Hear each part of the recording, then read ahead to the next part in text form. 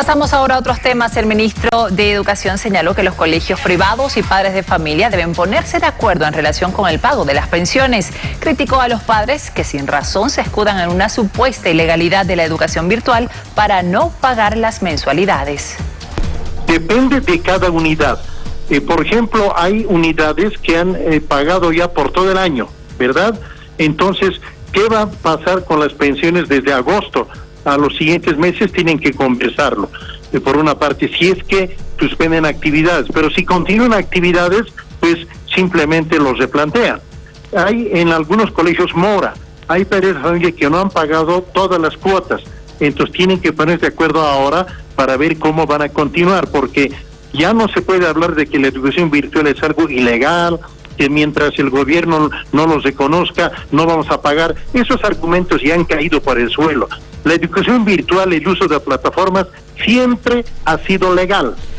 Eso quiero aclarar a los padres de familia. Hay dirigentes, incluso dirigentes que no tienen hijos en edad escolar, que van diciendo que no van a pagar a las pensiones mientras no se legalice la educación virtual. Hay un decreto firmado por Evo Morales, hay el decreto nuestro del 4260, que da todo el carácter legal a la educación virtual. Eso ya no es un argumento, es un pretexto nada más para crear problemas. Así que pensiones, calendario, el trabajo virtual, plataformas, todos esos temas en cada centro educativo tienen que conversarlo y llegar a un buen acuerdo.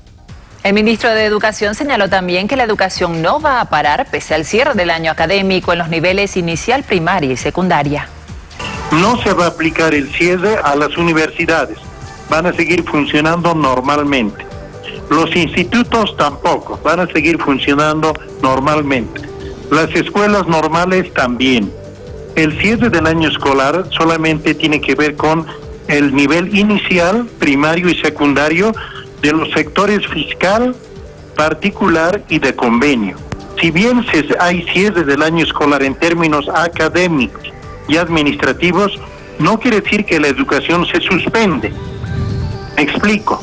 Una cosa es el cierre académico, administrativo del año escolar, y otra cosa es que la educación continúa.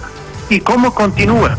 No a nivel presencial, sino solamente a nivel virtual y a nivel de a distancia, con apoyo de TV y de radio. Lamentablemente, algunos dirigentes sindicales, al oponerse al decreto supremo, han dicho que la educación virtual no debe implementarse en Bolivia y que ellos preferían la educación presencial, porque si no aceptaban ese decreto, lo que quieren es educación presencial. Y eso es imposible, por cuidar la vida de los docentes y los estudiantes.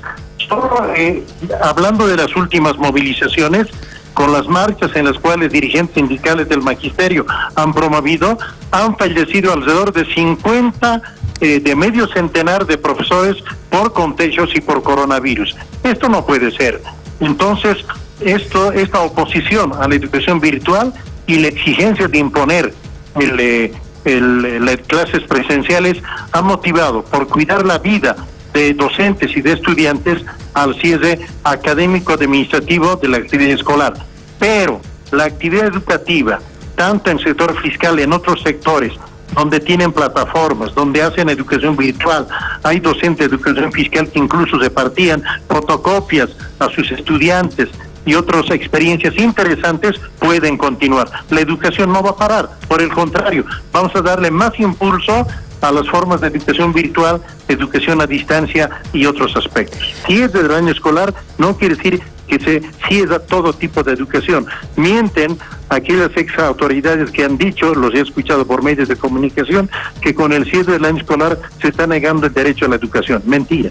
Que con el cierre del año escolar ya no va a haber clases. Mentira.